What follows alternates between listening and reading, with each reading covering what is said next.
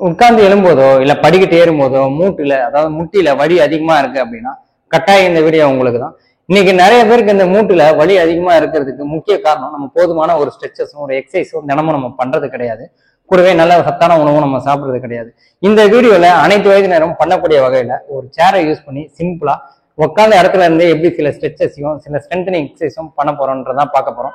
இதை நம்ம தொடர்ந்து பண்ணும் போது நம்மளுடைய மூட்டு வந்து நல்லா ஸ்ட்ரென்த் ஆகும். ஸோ முட்டி வலி கொஞ்சம் கொஞ்சமா குறையும். ஒரு 4-5 வாரம் நீங்க இதை தொடர்ந்து பண்ணும்போது கட்டாயம் ஒரு நல்ல ரிசல்ட்டுமே இருக்கும். இந்த வீடியோ நீங்க ஸ்கிப் பண்ணாம பார்க்கும் போது தான் இந்த பயிற்சியை எவ்வளவு நேரம் பண்ணணும் எப்படி பண்ணணுன்றது உங்களுக்கு தெரியும். ஸோ அப்பதான் ஒரு நல்ல பெனிஃபிட்டுமே கிடைக்கும். வாங்க வீடியோக்குள்ள போலாம்.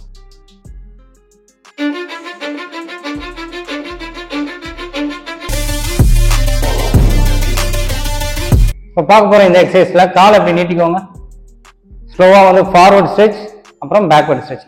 இதை நீங்க பண்ணும்போது காஃப் மசில்ஸ் நல்லாவே ஆக்டிவேட் ஆகும். கூடவே நல்ல ஒரு பிளட் சர்க்குலேஷன் இருக்கும். ஸோ நம்மளோட கான்சன்ட்ரேஷன் ஃபுல்லாமே வந்து இந்த முட்டில நீங்க கான்சன்ட்ரேட் பண்ணி இந்த ஸ்ட்ரெச் அப்படியே பண்ணலாம். ஸோ கொஞ்ச நேரம் ஃபார்வர்ட் ஸ்ட்ரெச் பேக்வர்ட் ஸ்ட்ரெச் கண்டினியூஸா வந்து ஒரு 10 to 15 கவுண்ட்ஸ் பண்ணலாம். லாஸ்டா இதில் அப்படியே ஹோல்ட் பண்ணுங்க. கொஞ்ச நேரம் ஒரு 10 செகண்ட்ஸ் அப்படியே ஹோல்ட் பண்ணிட்டு திருப்பி ரிவர்ஸ் பண்ணுவாங்க. இதுல ஒரு 10 செகண்ட்ஸ் ஹோல்ட் பண்ணுங்க. திருப்பி பேக் டு பொசிஷன். காலை மாத்திக்கோங்க. அப்படியே திருப்பி ஃபார்வர்ட் பேக்வர்ட். எவ்வளவு தூரம் முடியுதோ அவ்வளவு தூரம் நீங்க காலை தூக்கினா போதும். ஸோ கரெக்டா வச்சு உங்களோட கான்சன்ட்ரேஷன் இந்த மூட்டுல வச்சு forward stretch backward stretch forward stretch backward stretch. இப்போ நீங்க இது பண்ணும்போது நம்மளுடைய காஃப் மசில்ஸ் நல்லாவே ஆக்டிவேட் ஆகும். நல்ல ஒரு பிளட் சர்க்குலேஷன் இருக்கும். இதை கண்டினியூஸா வந்து ஒரு 10 to 15 கவுண்ட்ஸ் பண்ணணும்.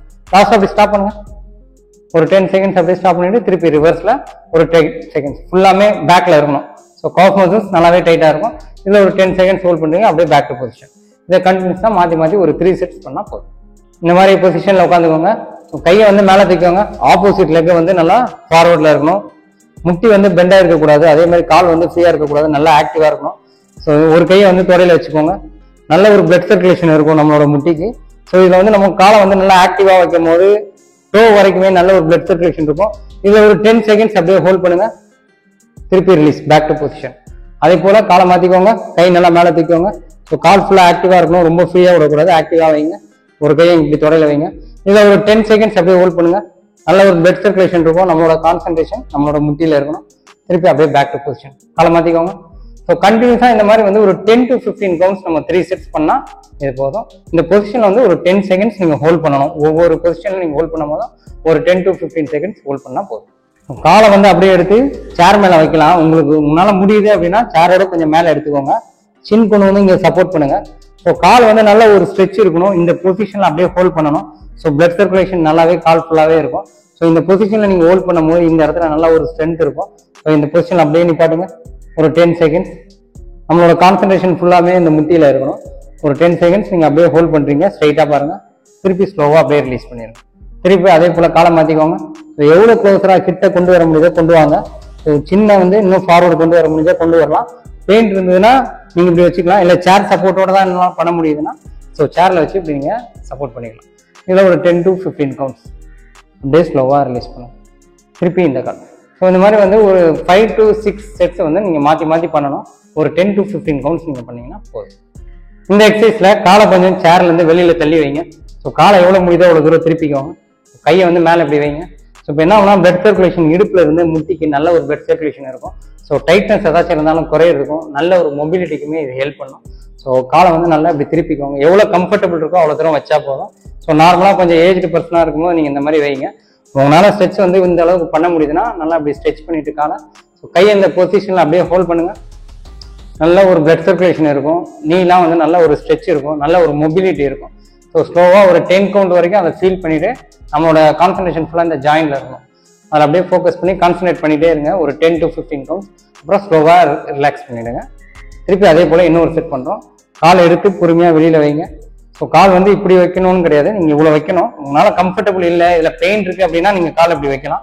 ஸோ முடிஞ்ச வரைக்கும் காலை இப்படி திருப்பி ட்ரை பண்ணிங்கன்னா தான் நம்மளுடைய மசில்ஸ் நம்மளோட ஜாயிண்ட் எல்லாமே நல்ல ஒரு ஸ்ட்ரெச் இருக்கும். நல்ல பிளட் சர்க்குலேஷன் இருக்கும்.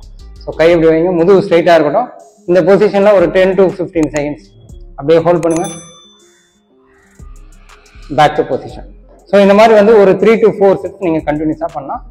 இப்போ இந்த எக்ஸசைஸ்ல நம்ம சேரை பிடிச்சி தான் பண்ண போகிறோம். சேரை வந்து பிடிச்சிக்கோங்க. ஸோ ஒரு காலை வந்து காஃப் மசில்ஸ் கிட்டே இப்படி வைங்க. கையை வந்து செஸ்ட் கிட்டே இப்படி பிளேஸ் பண்ணுங்க. இப்போ நம்ம மொத்த பாடி வெயிட்டுமே பார்த்தீங்கன்னா இந்த ஒரு காலில் போகிறதுனால ஸோ நம்மளோட மூட்டு வந்து நல்ல ஒரு ஸ்ட்ரென்தன் ஆகும். ஸோ இந்த பொசிஷனில் அப்படியே ஹோல்ட் பண்ணணும். ஸோ காலை ரொம்ப மேலெலாம் வைக்க வேண்டாம். முடிஞ்ச வரைக்கும் முட்டிக்கு கீழே நீங்கள் காலை ப்ளேஸ் பண்ணுங்கள். ஸோ சேர் இல்லை அப்படின்னா நீங்கள் வந்து இந்த மாதிரி ஒரு வால் இருந்ததுன்னா கூட வால் சப்போர்ட்டில் நீங்கள் கை வச்சு கூட பண்ணலாம். ஸோ இந்த பொசிஷனில் அப்படியே ஹோல்ட் பண்ணுறீங்க. நல்ல ஒரு பிளட் சர்க்குலேஷன் இருக்கும். நம்மளுடைய கான்சன்ட்ரேஷன் ஃபுல்லாக நம்மளோட நீல இருக்கணும். ஸோ நல்ல ஒரு ஸ்ட்ரென்த்துக்கு இது சப்போர்ட் பண்ணும். இதை கண்டினியூஸாக வந்து ஒரு 15 கவுண்ட்ஸ் நீங்கள் அப்படியே ஹோல்ட் பண்ணுங்க. திருப்பி அப்படியே பேக் டு பொசிஷன் வந்துருங்க. திருப்பி லெக் சேஞ்ச். இப்போ காலை மாற்றிக்கோங்க. ஸோ சேர் இருந்தாலும் சரி வால் இருந்தாலும் சரி நீங்கள் இந்த டைரக்ஷன் வந்துருங்க. திருப்பி அப்படியே காலை ஸ்லோவாக வந்து லிஃப்ட் பண்ணுங்க. ஸோ முட்டிக்கு கொஞ்சம் கீழே வச்சுக்கோங்க. ஏன் அப்படின்னா முட்டியில் நீங்கள் கால் வச்சிங்க அப்படின்னா இந்த லோடுமே சேர்த்து அந்த முட்டிக்கு தான் போகும். ஆல்ரெடி நம்மளுக்கு முட்டி வீக்காக இருக்குது, அதை ஸ்ட்ரென்தன் பண்ணுறதுக்கு தான் இந்த எக்ஸசைஸ் நம்ம பார்க்குறோம். ஸோ காலை வந்து கொஞ்சம் கீழே காஃப் மசில்ஸ் கிட்ட வைங்க. செஸ்ட் கிட்ட உங்கள் கையை வைங்க. ஸ்ட்ரெயிட்டாக அப்படியே பாருங்க. ஒரு 10 to 15 கவுண்ட்ஸ் நீங்கள் அப்படியே ஹோல்ட் பண்ணுங்க. நல்ல ஒரு பிளட் சர்க்குலேஷன் இருக்கும். ஸோ அந்த பிளட் சர்க்குலேஷனுக்கு நம்ம டைம் கொடுக்குறது அந்த 10 to 15 செகண்ட்ஸ். ஸோ அந்த பொசிஷனில் அப்படியே இருங்க.